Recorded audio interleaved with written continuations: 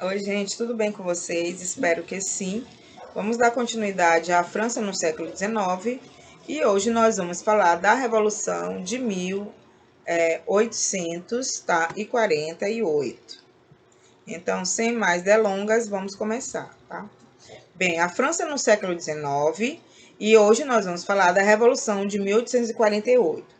Bem, dentro desse assunto, nós vamos analisar primeiramente as consequências da Revolução de 1830, porque foram essas consequências de 1830, da Revolução de 1830, que vão levar à Revolução de 1848, tá?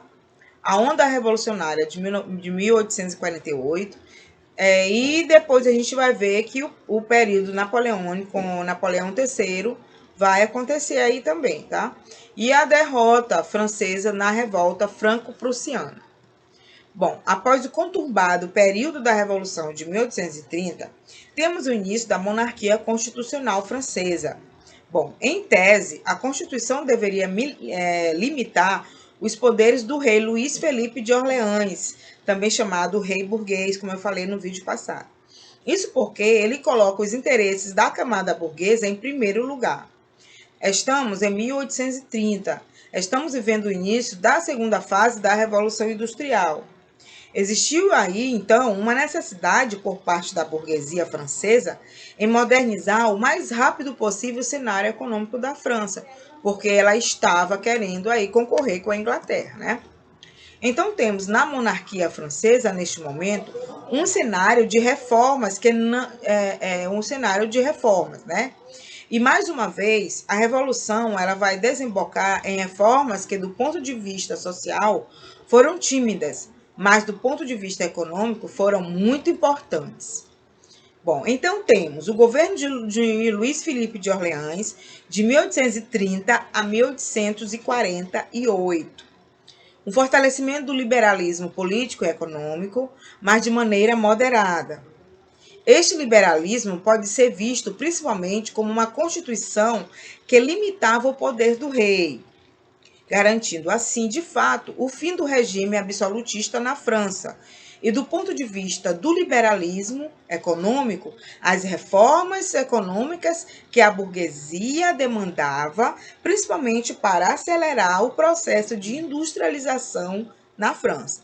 Então vocês podem perceber que o Luís Felipe aí, ele era muito colado aí com a burguesia, porque a burguesia indiretamente participava do governo quando ela dominava a sociedade com essa questão do liberalismo econômico, com essa questão das indústrias, com essa questão do Estado não interferir nos desses empresários aí, desses burgueses dessa época, tá?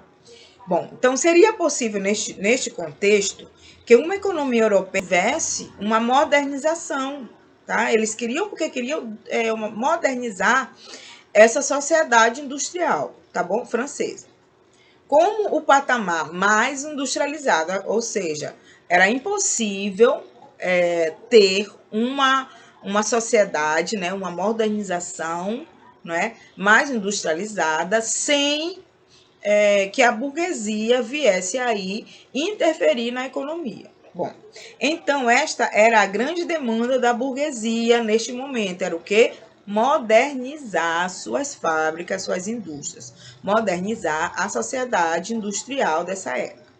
Temos então um cenário de favorecimento dos interesses burgueses. Olha aí que eu falei para vocês, tá? Aí já começamos a ver um problema.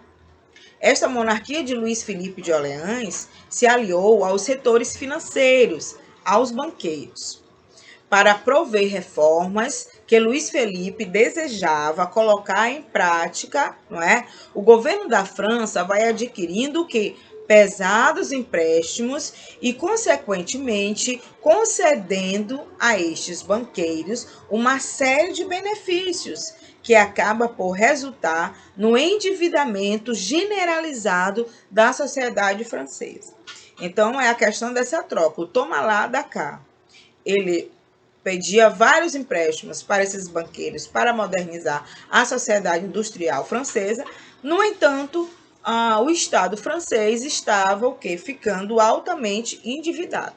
Então, aí já tem uma das causas que vão levar à Revolução de 1848. Neste momento, a monarquia francesa está refém do setor financeiro, o que também desagrada aos setores produtivos industriais, porque muitos desses industriais que tinham que modernizar suas máquinas para adentrar a segunda fase da Revolução Industrial se viram endividados em contrair empréstimos em bancos para modernizar suas fábricas. Não conseguiam pagar os pesados juros desses empréstimos. O governo, atrelado aos banqueiros, não controlava os juros desses empréstimos. Até pensando de forma liberal, o governo não realizaria nenhum tipo de intervenção, certo? E, consequentemente, vemos aí um progressivo endividamento, tanto no setor produtivo industrial, como da população como um todo. Isso trará uma série de problemas e também descontentamentos ao longo da monarquia de Luís Felipe de Orleans, tá? Bom, no ano de 1840, gente, esse cenário se revela quase que irreversível. Na década de 1840, vai ter na França o aumento muito grande do desemprego, que é consequência do endividamento da burguesia industrial. Então, mais aí a segunda causa que vai levar à Revolução de 1848, tá bom? O endividamento, no caso, como eu falei, da burguesia industrial, que não tendo como manter suas fábricas, acaba fechando suas portas e demitindo muitos trabalhadores. O que é que isso aí vai gerar? Vai gerar aí uma crise econômica que não se resolverá tão facilmente assim como já vimos. Crises econômicas graves são, vocês sabem disso, são estopim de revoltas. Nós já vimos isso aí ao longo desses tempos que a gente está falando aí de história, né? Então, crises graves e grandes, né, são estopim de revoltas. Bom, crises econômicas minam a legitimidade de um governo, tá? Então, o governo de Luís Felipe de Orleans, que prometia um governo de modernização, de progresso, de fim de uma herança absolutista, acaba se revelando um governo de profunda crise econômica e acaba beneficiando o setor financeiro, ou seja, os banqueiros, como eu já havia falado, tá? Isso aí vai gerar uma grande revolta na população. Bem, isso acaba trazendo o quê? Para o cenário da França, como consequência, uma crise também política. Além da crise econômica, vai haver agora uma crise política. Então, a terceira causa que vai levar à crise de 1848, tá bom? A oposição ao governo começa a aumentar. Primeiro por parte dos bonapartistas, que era o quê? Que mesmo não tendo, né, a volta de Napoleão, devido ao seu falecimento, esses bonapartistas, eles visavam restaurar na França um governo de modelo bonapartista, ou seja, uma monarquia expansionista, conquistando mais territórios, com modernização econômica, com mais forte autoritarismo, ok? E criticava o governo de Luís Felipe de Orleans por falta desse autoritarismo e também pela falta desse desenvolvimento econômico. De um lado estavam os bonapartistas e do outro lado estavam os republicanos. Bem, como o próprio nome já diz, eram contra os monarquistas.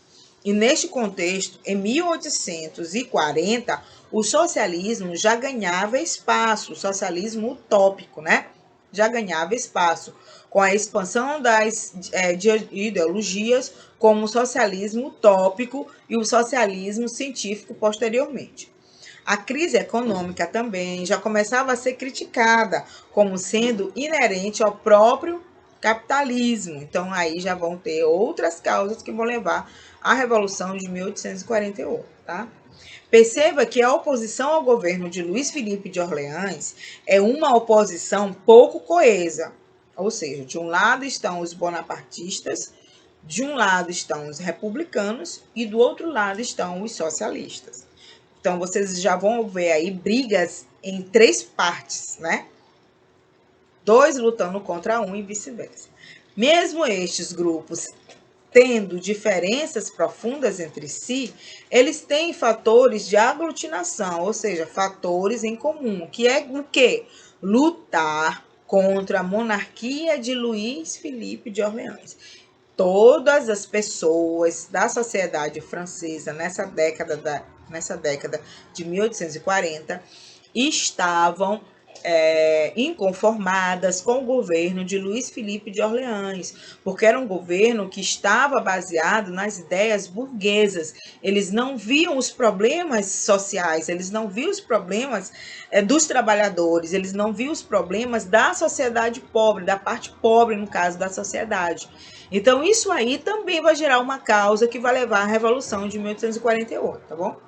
Bom, no ano de 1846, a crise econômica se agrava. Os protestos contra o governo vão aumentando aí muito na França, né? Vão aumentando, gente, significativamente. E a resposta de Luís Filipe de Orleans a estes protestos, que foram muitos, né? É uma resposta autoritária, é a censura. Ele vai começar a censurar essa questão dessas manifestações aí contra o governo. O governo proíbe a realização de reuniões políticas na França, uma medida que atuava totalmente contra os princípios do liberalismo, como, por exemplo, os princípios da liberdade de expressão, de ideias políticas, tá bom? Então, percebe-se aí o desespero do governo de Luís Filipe, atuando como todo governo autoritário atua, diante de críticas ao seu desenvolvimento, com uma censura, ok? Não se poderia mais realizar reuniões políticas na França, porque senão o governo perseguia essas pessoas. A resposta a essa proibição foi que nenhuma proibição do governo seria respeitada. As reuniões políticas começam, então, a ser disfarçadas de jantares, de banquetes. Então, temos aí a chamada política dos banquetes. Não esqueçam disso. Que foi essa política dos banquetes, turma? Jantares que, na verdade, não eram somente jantares para se apreciar um bom prato ou uma boa refeição. Era, na verdade, uma reunião política tramando contra o governo, né, para derrubar o governo de Luís Filipe, disfarçado de banquetes, porque o rei havia proibido as reuniões políticas, ok? Essa política dos banquetes é reprimida violentamente pelo ministro Guizot.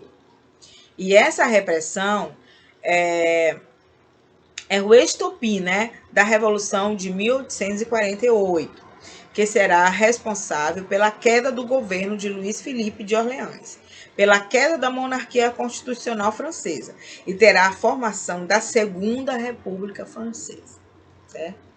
Então vamos para a Revolução de 1848, ou Revolução de Fevereiro, tá? Se vocês olharem, Revolução de Fevereiro na França é o mesmo que Revolução de 1848, ok? Porque foi em fevereiro de 1848.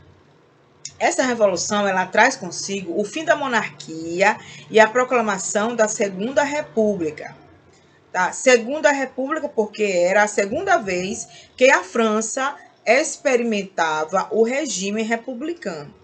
E vocês sabem que a primeira foi durante a Revolução Francesa, que foi a República Jacobina, né?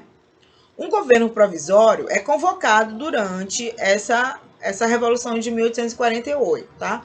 Como toda revolução, tem sempre o governo provisório, é claro, né? E esse governo provisório traz uma aliança pouco provável. De um lado, republicanos que visavam derrubar a monarquia, mas manter o Estado burguês, com direito à propriedade privada. Bom, e do outro lado, o que é que nós temos? Socialistas, O movimento socialista, já em 1848, era um movimento forte, muito influenciado aí por ideias como socialismo utópico, ok? E ele já se apresentava como uma força política muito importante aí na França.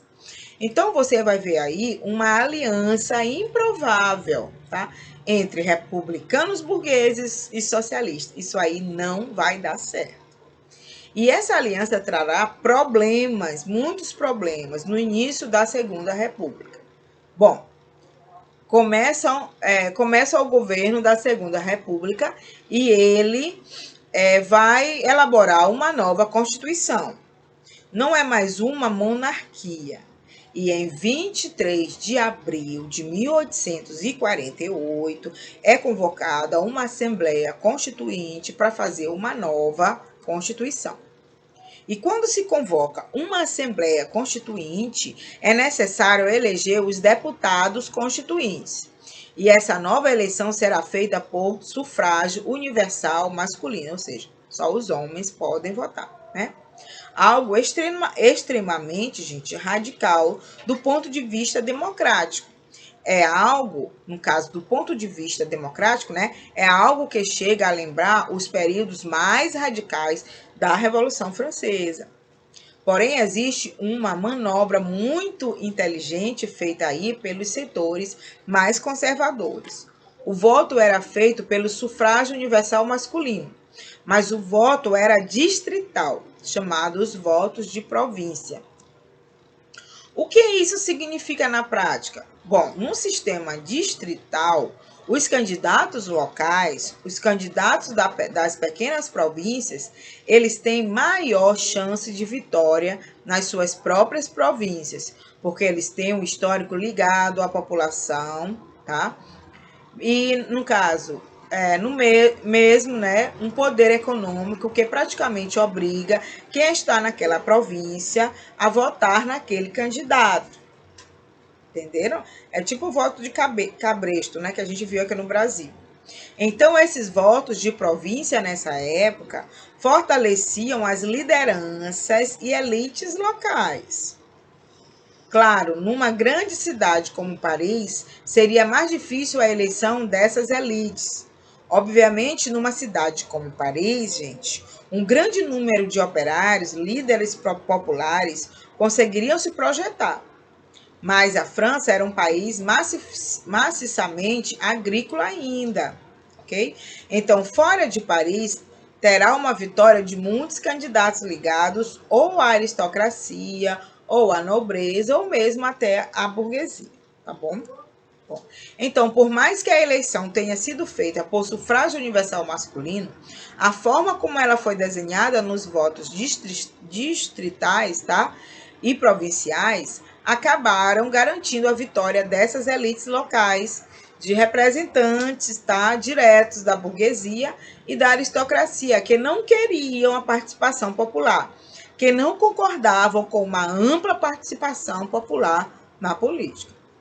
E uma prova disso é que eles propõem como parte da nova Constituição a aprovação do voto censitário. E se o voto censitário fosse aprovado, os líderes populares não conseguiriam se eleger. O povo não teria como votar. Então percebemos que mais uma vez aí o povo lutou e não levou. O povo lutou para ter vez e voz e não conseguiu. Bom, estamos em 1848, já estamos num contexto de forte influência de teorias socialistas. O resultado é que teremos uma reação operária muito forte, que tenta derrubar o governo provisório, tá, da Segunda República e convocar novas eleições. Nesse momento, gente, numa aliança entre burguesia e aristocracia, o governo provisório reprime fortemente os manifestantes aí, e temos aí cerca de 15 mil presos e 3 mil exilados. É algo muito violento, né? Dentro dessa Revolução de 1848, né? Foi algo assim extremamente violento, tá? E quem lidera esse processo é um militar chamado General Cavaignac, que entra para a história como o apelido de O Carniceiro. É um verdadeiro banho de sangue dentro aí da Revolução de 1848. Bom, controlada essa tentativa de derrubada do governo provisório da Segunda República, o general Cavanhaque faz uma intervenção. O que ele vai fazer? Ele praticamente obriga a ter novas eleições e ele, general Cavanhaque, se candidata.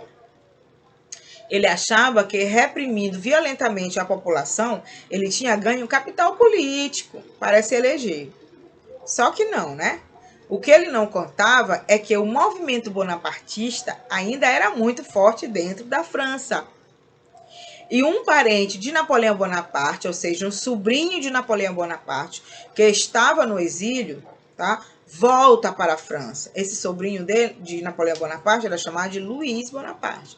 Então, Luiz Bonaparte retorna à França, ele vai se candidatar a presidente e vai concorrer ao pleito eleitoral. Ele vai concorrer às eleições presidenciais.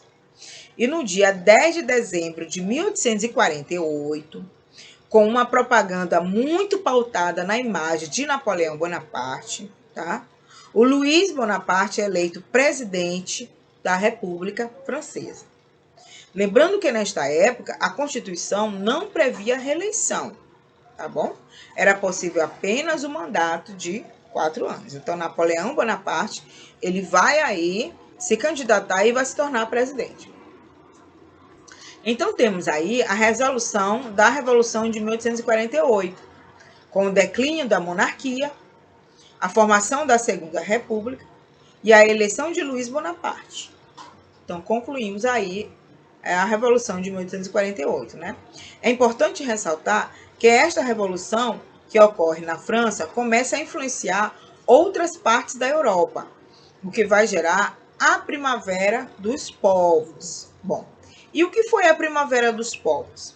Quando usamos o termo primavera, nos referimos a movimentos geralmente populares, a movimentos espontâneos.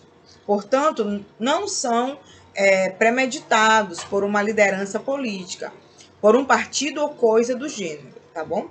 E também com forte potencial de contágio, tá? De espalhamento, por isso que o nome é primavera, que ele vai aí contagiar, ela vai se espalhar. Então, temos um movimento que geralmente é popular, espontâneo e imprevisível. Você vê que na história, esse termo primavera será utilizado outras vezes, como Primavera de Praga, tá? Que eu já falei para vocês aí no fim da União das Repúblicas Socialistas Soviéticas, Primavera Árabe, tá? E etc. Então, essa foi a Primavera dos Povos. E por que dos povos?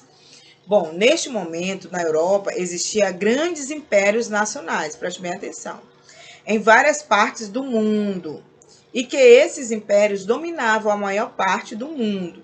Então, esses povos, eles queriam de uma forma ou de outra, se libertar. Então, por isso que o termo é Primavera dos Povos, que significava, na prática, todos os povos que estavam sendo dominados por estes impérios, e é um momento de nacionalismo para esses povos. Então, por isso que é primavera, porque tem o poder de espalhamento, e dos povos, porque eram todos os povos do mundo que estavam sob o domínio imperialista, tá bom? E isso acontecerá principalmente num território chamado Antigo Sacro Império Romano Germânico, dominado pela Áustria e pelos Habsburgos. E nessa época eclode a Revolução de Berlim, um prenúncio das unificações. Então, a Primavera dos Povos em Berlim, ela ficou conhecida como Revolução de Berlim, que foi o prenúncio para a unificação da Alemanha. A Primavera dos Povos tinha um caráter profundamente nacionalista, gente, não esqueçam disso. Bem, e na Itália? Na Itália, a Primavera dos Povos trará uma luta pela unificação, tá? E na Alemanha, a mesma coisa, com uma região chamada Prússia. Tanto a Itália quanto a Alemanha lutarão contra esse império austríaco que era agrário, católico, absolutista, Habsburgo e que dominava essas regiões. A unificação da Itália e da Alemanha é um dos nossos próximos vídeos, tá bom?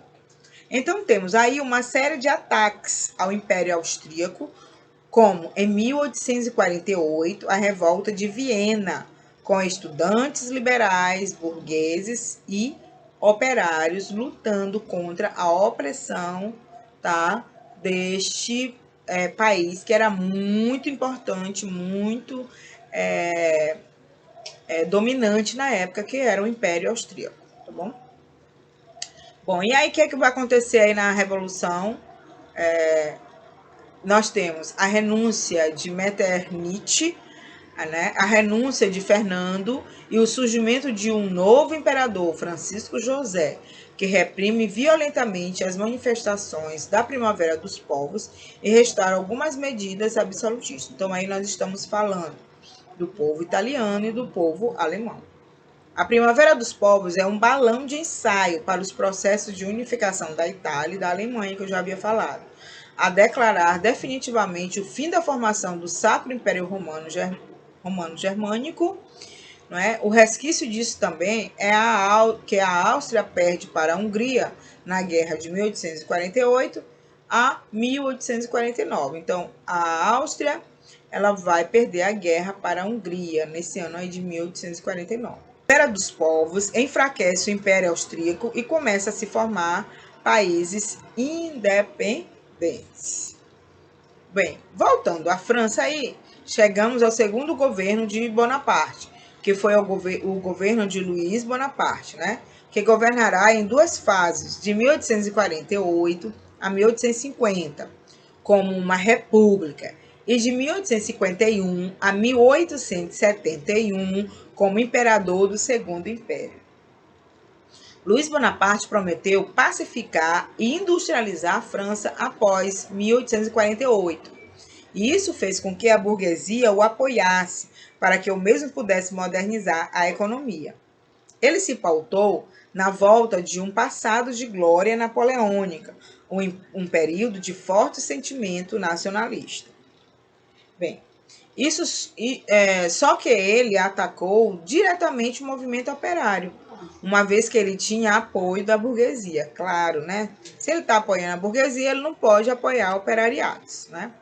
Bom, isso foi muito ruim, porque aí já começa a seguir um movimento, a surgir, no caso, né, um movimento chamado movimento marxista pela população operária, como manifesto do Partido Comunista, e então a intenção de Luiz Bonaparte é impedir que esse movimento operário promova novas revoluções. Próximo à sua saída, ele manobra e convoca um plebiscito, que o escolhe como imperador da França, né? Um golpe que será chamado de 18 Brumário de Luiz Bonaparte. E, independentemente de ser uma fase ou não, ele conseguiu se tornar imperador, formando o Segundo Império como Napoleão III. Nós estamos já aí em 1851, 1852, tá? De um período de plena Revolução Industrial. E ele precisa expandir os mercados externos. Então, a política externa de Napoleão III foi o quê? Foi o domínio sobre a África e o Sudoeste Asiático por causa da segunda fase da Revolução Industrial aí na França, tá? Bem, na América ele tem um fracasso na campanha do México, tá bom? Na política das nacionalidades, ele apoia a independência de países pequenos, ou seja, essa fragmentação vai beneficiar o Napoleão III para que ele pudesse dominar facilmente. Bom, ele quer que a França ocupe o lugar que era da Áustria como potência europeia nessa época, né? Aliás, em épocas anteriores. Tudo isso vai gerando uma insatisfação em toda a Europa, o que vai gerar também a unificação da Itália e da Alemanha também, ok? Uma Alemanha forte seria capaz de enfrentar a França. E tudo isso vai gerar uma insatisfação e uma guerra chamada Guerra Franco-Prussiana entre França e Alemanha, né? Entre França e Prússia, tá? No ano de 1871. E ela será vencida pela Prússia, claro, né? A França terá que assinar o Tratado de Frankfurt e terá que pagar uma indenização também pela guerra e vai perder também o território da Alsácia-Lorena, que é um território aí que vai gerar mais outras disputas também aí no futuro, tá? Bem, depois de tudo isso, começa outra revolta, a Comuna de Paris, que é uma revolta socialista, tá bom? Bom, o que é que essa Comuna de Paris queria? Essa revolta, o que é que os revoltantes queriam? Os revoltosos, aliás, queriam. Queria o fim do Segundo Império e a proclamação da Terceira República. Queria um governo popular, um governo socialista, contrário aos ideais burgueses. A Comuna de Paris foi a primeira experiência de governo com ideais socialistas na Europa, não esqueçam disso, tá bom? Porque a gente pensa que o socialismo ele ocorreu foi durante a Revolução Socialista de 1917 na Rússia, mas antes disso já havia ideias ali socialistas na Europa. Vai haver uma forte oposição a esse governo socialista, principalmente, no caso, a Alemanha, por um medo da expansão dos ideais socialistas por toda a Europa. Bem, o resultado de tudo isso foi o quê? Foi uma forte repressão, um massacre de mais de 20 mil mortos e o fim dessa experiência breve de implantar o socialismo na Europa, muito antes da Revolução Russa, tá? Gente, então esse foi o resumo da Revolução de 1848, tá bom? Espero que vocês tenham entendido alguma coisa. Qualquer dúvida, me chamem, tá? E até o próximo vídeo, tá? Tchau!